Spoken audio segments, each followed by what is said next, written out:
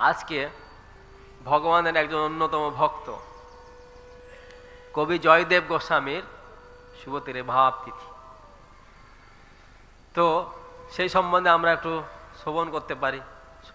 তো কবি জয়দেব গোস্বামী আমাদের বৈষ্ণব সম্প্রদায়ে শুধু নয়, তিনি সর্বজগৎ বিদিত একজন মহান বৈষ্ণব কবি। সমস্ত জায়গায় তার পদ, তার যে দশাবতার স্তোত্র, গীত গোবিন্দ, সমস্ত জায়গায় সবাই সেটা কীর্তন করছেন। বিভিন্ন প্রকার নাটক, গান আদি সবাই সেইগুলো, তার নাম বহু বিদিত রয়েছে। তো আজকে তার শুভ তিরোভাব তিথি। তো কবি জয়দেব গোস্বামী আজ থেকে প্রায় 800 শতাধিক বৎসর পূর্বে তিনি আবির্ভূত হয়েছিলেন। চৈতন্য মহাপ্রভু তার যে পদ রয়েছে, যে গীত গোবিন্দ, তিনি চৈতন্য মহাপ্রভু এটা শ্রবণ করতেন, বারবার বারবার শ্রবণ করতেন। হ্যাঁ, তিনি জয়দেবের পদ শ্রবণ করতেন এবং চণ্ডীদাসের কথা তিনি শ্রবণ করতেন। তিনজনের তিনি কথা পদগুলো খুব সুন্দর শ্রবণ করতেন। আর রামানন্দ, ইন্দ্রা সবাই, স্বরূপ দামোদর সবাই একসাথে থেকে সেইগুলো রস আস্বাদন করতেন। তো সেই সময় তিনি বীরভূম জেলাতে তিনি উত্তর তট অবস্থিত পুণ্যভূমি শ্রীপাঠ কেন্দু বিল্ব গ্রামে আবির্ভূত হন। তো সেখানে তিনি আবির্ভূত হন এক দরিদ্র ব্রাহ্মণ পরিবারে তিনি আবির্ভূত হন। তাদের আর্থিক অবস্থা অত ভালো থাকেনি। তো সেইভাবে তখনকার তিনি শুক্ল পঞ্চমী তিথিতে তিনি জন্মগ্রহণ করে থাকেন। তো তখন বঙ্গদেশে লক্ষণ সেনের রাজত্ব ছিল। 1101 খ্রিস্টাব্দে হতে 1221 অব্দি এই লক্ষণ সেনের রাজত্বকাল ছিল। তো তিনি তখন ধীরে ধীরে পড়াশোনা করে পিতার আদেশে তিনি পড়াশোনা করতে লাগলেন। তিনি সঙ্গীত অত্যন্ত পারদর্শী ছিলেন, সঙ্গীতে তাদের খুব ইন্টারেস্ট ছিল।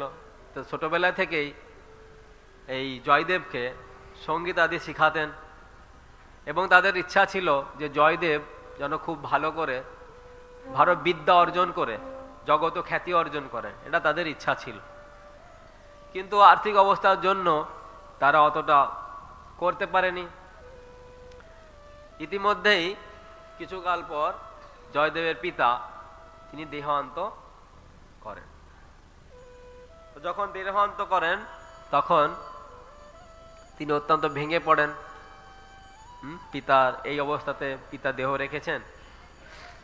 তারপরে তিনি পিতৃকার্য সম্পন্ন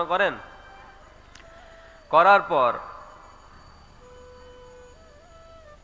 সেই করতে সময় কিছু সময় আগে যখন পিতা বিয়োগ হয়েছে, পিতৃকার্য সম্পাদন হওয়ার পূর্বেই তাদের একজন লোক এসে সে বলছে যে তোমার পিতা আমার কাছে কিছু টাকা ধার নিয়েছিল। সেটা বহুত আগের কথা, আর সেই ধারটা এতদিনে অনেক সুদ আসলে অনেক পরিমাণ হয়ে গেছে। এখন সেই ঋণ তো তোমাকেই চুকাতে হবে। তো তিনি এমনি দেখছেন আর্থিক অবস্থা এরকম রয়েছে, তারপরে বাবা বিয়োগ হয়েছে, এদিকে আবার তার ঋণ চুকাতে হবে। তো তখন তিনি কি করলেন, পিতার সমস্ত কাজ সম্পন্ন করে যতটুকু ভিটা জমি ছিল সেইগুলো তিনি বিক্রি করে তার নামে সব লিখে দিলেন। মানে যার কাছে টাকা পেত তার নামে সব তিনি লিখে দিয়ে একদম মুক্ত হস্ত হয়ে গেলেন। তিনি কি করবেন, তারপর তিনি সেখান থেকে লক্ষণ সেনের সেখানে তিনি লক্ষণ সেনের আন্ডারে, লক্ষণ সেন তখন ওনার পিতা ছিলেন, ওনার পিতার নাম, লক্ষণ সেনের পিতার নাম ছিল বল্লাল সেন। বল্লাল সেন তখন একটা কাজে, মানে একটা খারাপ কাজে তার নামে একটা বদনাম আসে। কি বদনাম না, তিনি কোনো অপ্সরা সঙ্গ করছেন বৃদ্ধ বয়সে। তা সেটা দেখে লক্ষণ সেন খুব দুঃখী হন। সেখানে শক্তির আরাধনা করছেন, এরকম বিভিন্ন ধরনের তার বদনাম আসে। আর তিনি সত্যিকারে সেটা গিয়ে জানতে পারেন। জেনে তখন তিনি খুব দুঃখী হয়ে সেটা জায়গা পরিত্যাগ করে তিনি চলে আসেন। হ্যাঁ, আর তখন এই জয়দেব তার আন্ডারে থেকে তিনি জানতে পারেন, লক্ষণ সেন, যে এখানে একজন বীর ছেলে কবি রয়েছে, এখানে তার রাজ্যে রয়েছে, আর যার কারণেই তার একদিন এই রাজ্যে সুনাম হবে, লক্ষণ সেনের নাম চারিদিকে বিদিত হবে। এইভাবে জানতে পেরে তখন তাকে সহায়তা করেন, তার রাজ্যে রাখেন, তাকে থাকতে জায়গা দেন। জায়গা দেওয়ার পর তা তিনি এর পূর্বে তিনি এই দুঃখী হলেন যখন, তখন তিনি এখান থেকে চলে গেলেন কোথায়? পুরীতে চলে গেলেন। পুরী গিয়ে সেখানে জগন্নাথের ওখানে পুরীধামে থাকলেন। থেকে সেখানেই তার বিবাহ আদি সম্পূর্ণ হলো। বিবাহ কার সাথে হলো? পদ্মাবতীর সঙ্গে তার বিবাহ হলো। তো এই পদ্মাবতীর সুন্দর কাহিনী রয়েছে, যে পদ্মাবতীর পিতা, উনরাও আরেকজন ব্রাহ্মণ ফ্যামিলি পরিবার থেকে এসেছিলেন। তাদের বহুত কাল ধরে কোনো সন্তান আদি কিছু হয় না। তো তারা এসে জগন্নাথের কাছে বহু ধরনের ভক্তরা আসেন বিভিন্ন প্রকার তাদের আশা নিয়ে। কেউ মুক্তি লাভ করার জন্য আসেন, কেউ তার বহুবিধ প্রকার বাসনা নিয়ে আসেন জগন্নাথের কাছে। আর জগন্নাথের কাছে যে যা চায় সেটা প্রাপ্ত হয়। তো এইভাবে সেই পত্নী, ব্রাহ্মণ পত্নী আসে, ব্রাহ্মণ দুজনই জগন্নাথের দ্বার ওখানে শুয়ে রয়েছে আর জগন্নাথের কাছে প্রার্থনা করছেন। এই করতে করতে রাত্রি হয়ে গেছে। আর তখন স্বপ্ন দেখছেন। কি স্বপ্ন দেখছেন?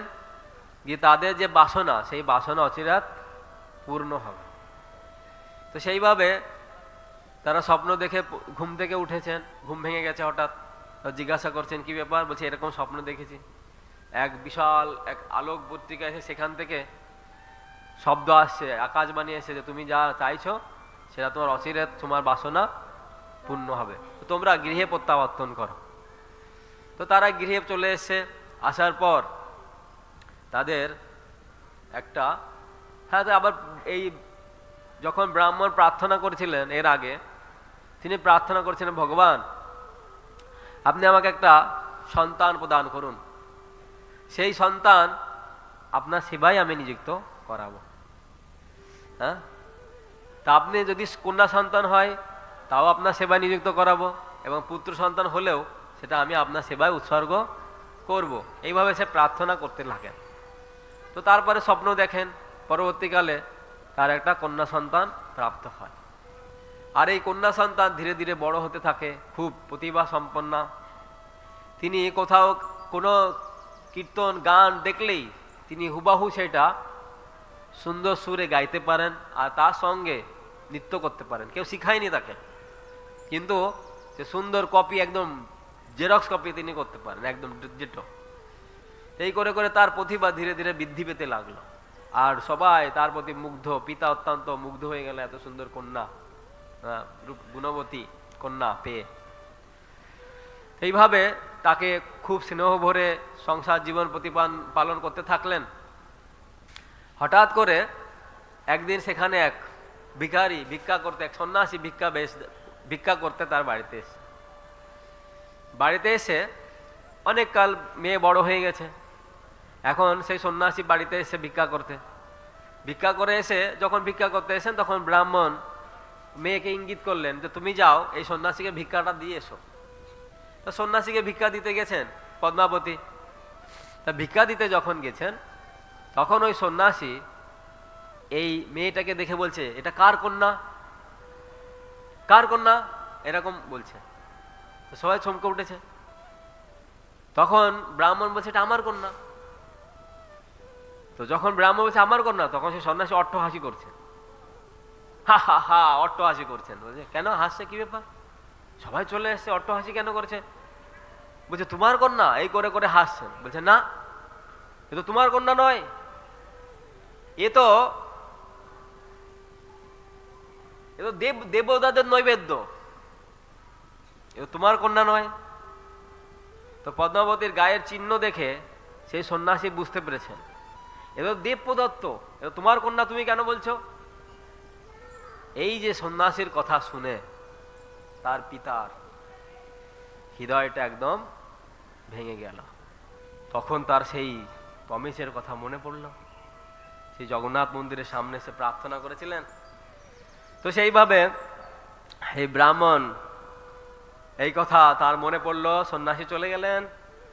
তারপরে এই কন্যা পদ্মাবতী অসুস্থ হয়ে পড়লেন, বিশাল জ্বর চলে এসছে। জ্বর চলে আসার পরে সে প্রাণ যায়, বৈদ্য ডেকেছেন, বৈদ্য বিভিন্ন জড়িপটি দিয়ে তাকে ঠিক করতে পারছেন না, জ্বর বাড়তেই আছে। এর ভিতরে তখন সেই মেয়েটা বলছে, পদ্মাবতী বলছে, আসছি প্রভু আসছি। এই সেই কথা শুনেছে, কি ব্যাপার, আসছি বাবু আসছি, বলছে আমি এখনই আসছি এখনই আসছি। এই কথা শুনে তারা আরো বেশি ভয় খেয়ে গেছে। বাবা বলছে ছেলে কি মেয়েটা এখনই মৃত্যু বরণ করবে? তারপরে এই যখন আসছি বাবু আসছি বললেই ক্ষণিকের মধ্যেই তার সব জ্বরটা ঠিক হয়ে গেল। আর বৌদ্ধ চিন্তা, আমার মেডিসিনে কিছু কাজ হলো না। তখন বৌদ্ধ বলছে আমার মেডিসিনে কিছু কাজ হয়নি, এটা ধন্বন্তরী স্বয়ং এসে তাকে মেডিসিন দিয়েছে, তাই তো তা সুস্থ হয়ে গেছে। হ্যাঁ, তো এইভাবে পদ্মাবতী পরের দিন সুস্থ হয়ে গেলেন। আর তখন ব্রাহ্মণ তিনি তার মেয়েকে নিয়ে চলে আসলেন। আসার পরে জগন্নাথকে প্রার্থনা করছেন, প্রভু আপনার হাতে কথা দিয়েছিলাম, মেয়েকে নিয়ে এসেছি, এখন আপনি যা করার করুন। প্রভুপাদের পিতা, উনার যখন টাইফয়েড হয়েছিল, একদম সমস্ত শরীর নীল বর্ণ হয়েছিল, ডাক্তার বলছে চিকেন চুপ খাওয়াতে হবে, নাহলে এটা ঠিক হবে না। প্রভুপাদ বলছে না, আমার ছেলেকে এগুলো কিছু খাওয়ানো যাবে না। আর মায়ের মন বলছে, আরে তোমার মাথা টাথা খারাপ, ছেলে তো মরে যাবে, একবার চিকেন চুপ খাওয়ালে কি হবে, ছেলে ভালো হয়ে যায়। তখন প্রভুপাদ রাজি হননি। তারপরে প্রভুপাদ, তোমরা যা কিছু করার করো, আমি এসব ভিতর নেই। তখন অন্য বাড়িতে বলছে, কিন্তু আমার বাড়ি জানো এটা চিকেন স্যুপ টুপ কিছু না করা হয়, ভেজিটেবল স্যুপ বানাতে পারো, কিন্তু কিচেন স্যুপ টুপ চলবে কি চলবে না। তো সে অন্য বাড়িতে রান্না করে এনে প্রভুপাদকে খাওয়াতে গেছে, কিছুতেই তার মুখ খুলতে পারেনি, তার মুখে ঢুকাতেই পারেনি। তারপরে এসে দিয়ে দিছে, বলে কিছু কাজ হলো না। বলছে হলো তোমাদের কাজ, তোমরা সারেন্ডার করো। এবার প্রভুপাদকে নিয়ে রাধা গোবিন্দের চরণে ফেলে দিয়েছে। বলছে প্রভু আপনি দিয়েছেন, আপনি নিয়ে যান, কি আছে, আপনি দিয়েছেন আপনি নেবেন, তাতে কি যায় আছে।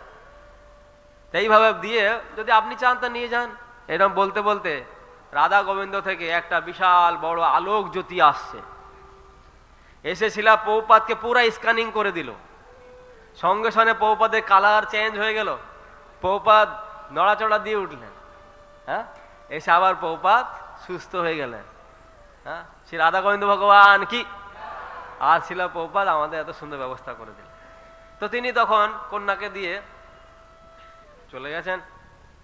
আর যে কন্যাটা ওখানে পড়ে আছে, এখানে জগন্নাথকে প্রার্থনা করলে জগন্নাথ এসে চলে এসছেন সামনে, এসে বলছে তোমার কন্যা এখানে জয়দেব নামে আমার একজন ভক্ত আছে, তার সঙ্গে তোমার কন্যাকে বিবাহ দাও। তো তাকে এবার সার্চিং করে বের করেছেন, বের করে বলছে এই কন্যাকে বিয়ে করতে হবে তোমাকে। বলছে আমার এমনি থাকার জায়গা নেই, এসব বিয়েটি আমার দ্বারা হবে না। বলছে না তোমাকে বিয়ে করতে হবে, সে কথা শুনছে না। আর ও বাবা মা চিন্তা করছে, তো যার কাছে আমি তো দিয়েই দিলাম, আর ও ভেগে চলে গেছে, বাবা মা দুজন চলে গেছে, আর মেয়েটা এখানে দাঁড়িয়ে আছে। বলছে কি বাবা তুমি দাঁড়িয়ে আছো, তুমি পেলাও? বলছে না। তখন বলছে কি ব্যাপার? বলছে আসলে জগন্নাথ আমার বাবা প্রার্থনা করেছিল, আর জগন্নাথ আপনার নামটা বলেছে, বলছে আমি হচ্ছে আপনার সেবিকা, এই জন্য আমার জন্ম হয়েছে। আর তখন ওই সন্ন্যাসী বলেছিলেন এর দ্বারা বিহাত এক মহান কার্য সাধন হবে। তো তখন এই কন্যাকে তখন তিনি দেখলেন জগন্নাথের আদেশ, তখন তিনি তাকে পত্নী হিসাবে স্বীকার করলেন।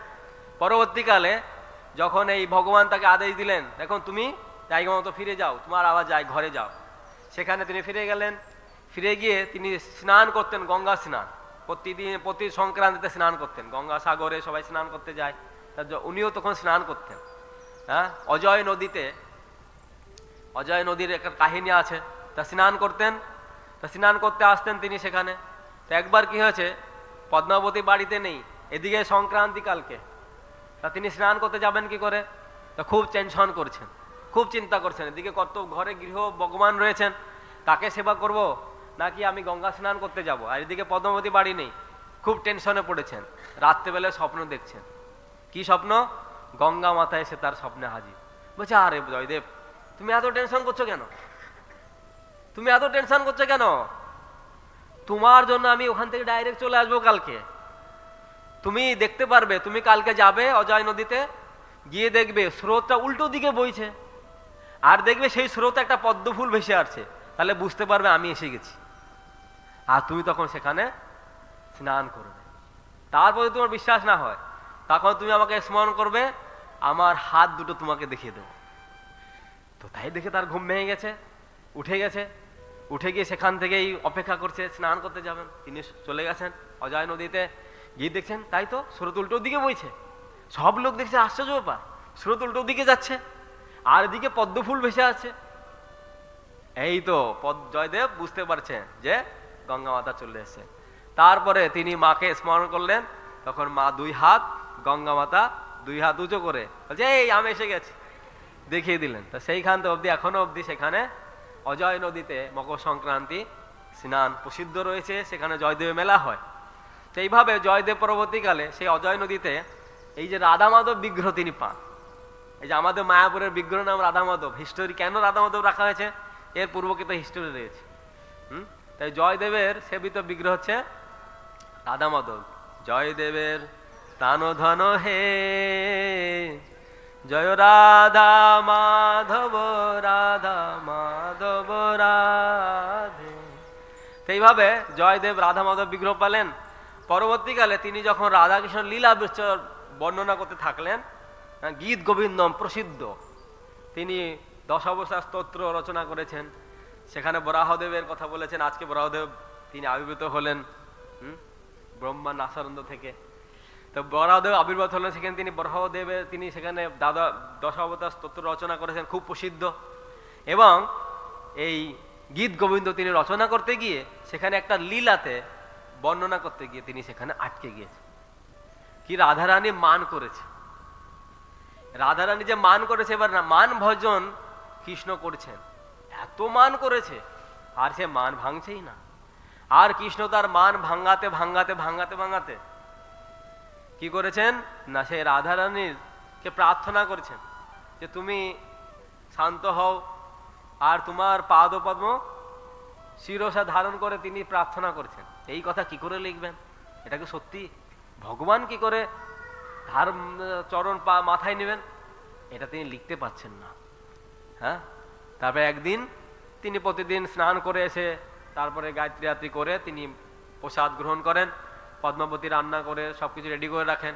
তো এরকম করে তিনি একদিন চলে গেছেন স্নান করতে, হঠাৎ করে তিনি ফিরে চলে এসেছেন। আসার পরে বলছেন, কি ব্যাপার প্রভু, আপনি হঠাৎ চলে এসেছেন? বলছে, আমি একটা পদ মনে পড়ে গেল, চিন্তা করছি ওটা লিখে যায়, না তো ভুলে যাব।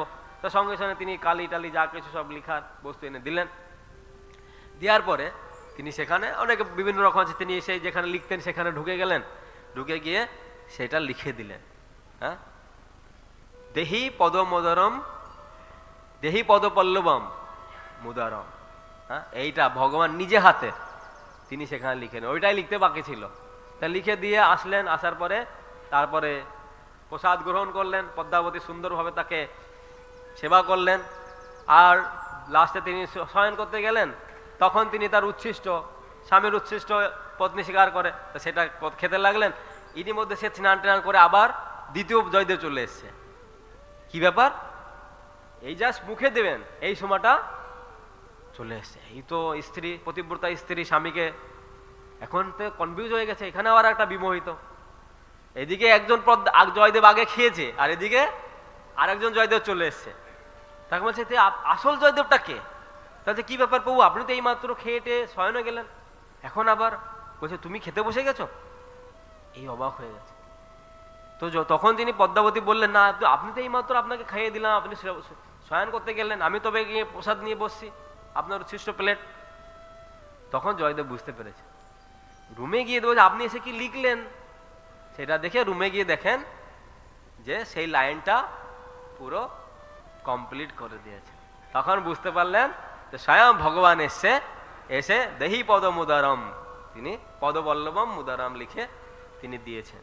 তা তখন দেখছেন সেই উচ্ছিষ্ট, তখন বলছে আরে তুমি কি ভাগ্যবতী, আমি ভগবানের দর্শন পাইনি, তুমি ভগবানের দর্শন পেলে, হ্যাঁ তুমি মহার ভাগ্যবতী।